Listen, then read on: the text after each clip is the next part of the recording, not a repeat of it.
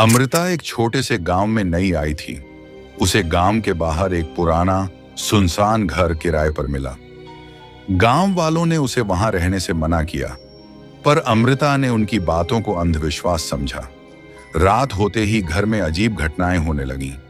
दरवाजे अपने आप खुलने बंद होने लगे, दीवारों पर रहस्यमयी परछाइयां दिखने लगीं और कहीं से किसी के फुसफुसाने की आवाजें आने लगीं। अमृता घबरा गई, लेकिन उसने सोचा कि यह उसकी कल्पना हो सकती है। एक रात बिजली चली गई और घर घुप अंधेरे में डूब गया। तभी उसे ऊपर के कमरे से किसी के चलने की आवाज आई। वह डरते हुए सीढ़ियों की ओर बढ़ी।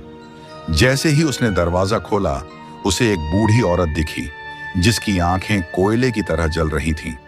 वह कांप उठी और दरवाजा बंद कर नीचे भागी। अगली सुबह अमृता ने गांव के बुजुर्गों से इस घर के बारे में पूछा। उन्होंने बताया कि सालों पहले यहां एक औरत रहती थी जिसे लोगों ने डायन कहकर जिंदा जला दिया था।